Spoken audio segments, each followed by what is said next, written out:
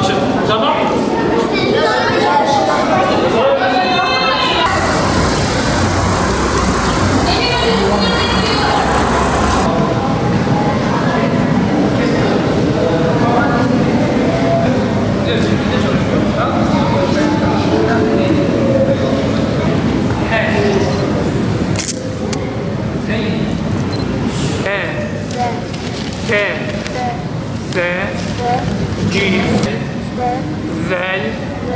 Ro, zeyn, to, lo.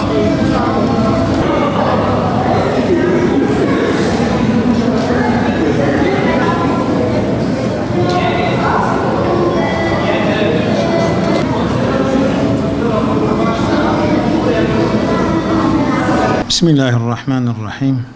Elhamdülillah ve salatu ve selamu ala Resulillah.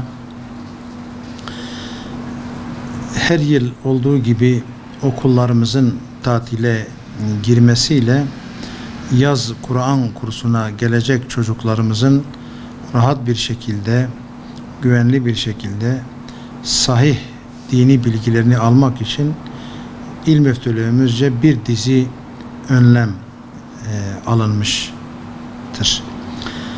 Dolayısıyla bu kurslarımıza gelecek her bir çocuğumuz bizim için çok değerlidir, çok kıymetlidir. Biz bu çocuklarımızı milli ve manevi duygularla yetiştirmek, annelerine, babalarına hayırlı birer evlat olarak bir hizmette onları istihdam etmek ve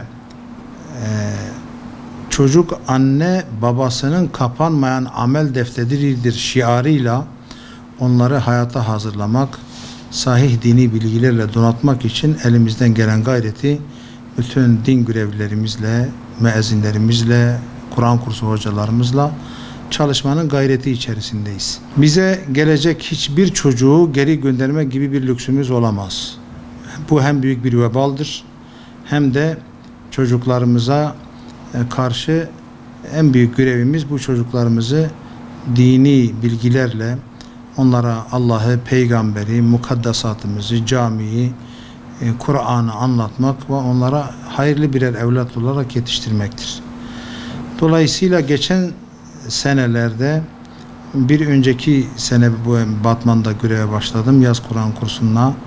Yaklaşık il genelinde 24.000'e yakın öğrencimiz Kur'an kurslarımıza teveccüh gösterdiler, geldiler, okudular. Hamdolsun herhangi bir aksaklık, herhangi bir sıkıntı yaşamadık. Bu sene daha fazla öğrencilerimizi biz karşılamayı bekliyoruz. İnşallah daha fazla bir gayretin içerisine gireceğiz. Çünkü Hz. Peygamber sallallahu aleyhi ve sellem men isteva yevmahu fehuve mağbun. 2 günü birbirine denk ziyandadır. Biz de inşallah bu Kur'an kurslarımıza gelecek hocalarımızı, öğrencilerimizi karşılamaya hazırız. Bugün bir seminerimizi gerçekleştirdik. Kur'an kursları hocalarımıza, ondan sonra imamlarımıza, müezzinlerimize seminerimizi verdik.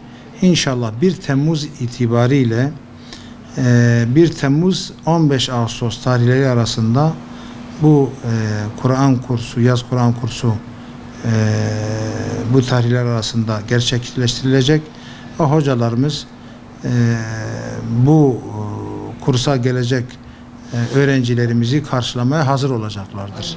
Bizim Batmanlı hemşehrilerimize ricamız bu çocuklarımızı yaz Kur'an kurslarımıza göndermeyi teşvik etsinler ve takibini de yapsınlar. Belki çocuk ben Kur'an kursuna gidiyorum diye evden çıkabilir ama Kur'an kursuna değil de başka bir yerlere gidiyor olabilir.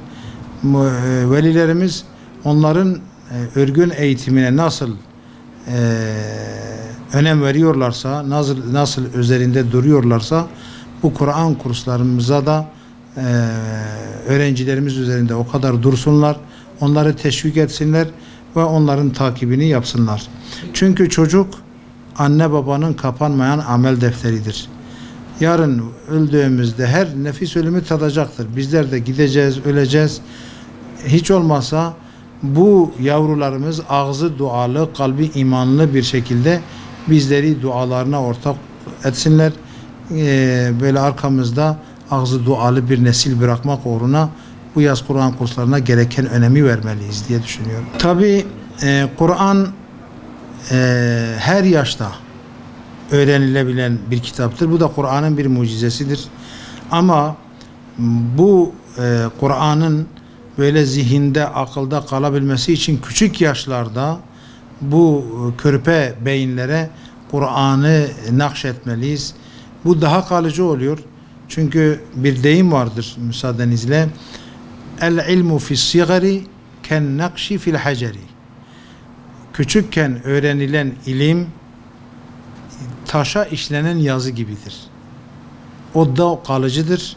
Mermere nasıl bir yazı işlerse o sürekli kalır. Ama büyüdükten sonra öğrenilen ilim ise suya yazılan yazı gibidir demişler büyüklerimiz.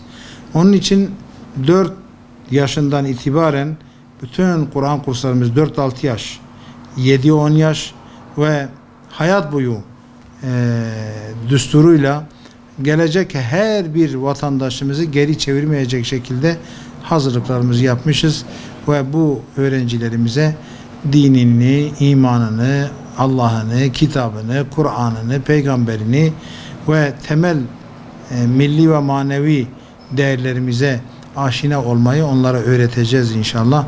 Onların hizmetinde bulunacağız. Bu duygu ve düşüncelerle ben tekrar bu yaz Kur'an kurslarımızın vatanımıza, milletimize, memleketimize, çocuklarımıza hayırlı olmasını diliyorum ve tekrar bütün hemşehrilerimi camilere, Kur'an kurslarımıza teveccühlerini bekliyorum. Allah hepinizden razı olsun.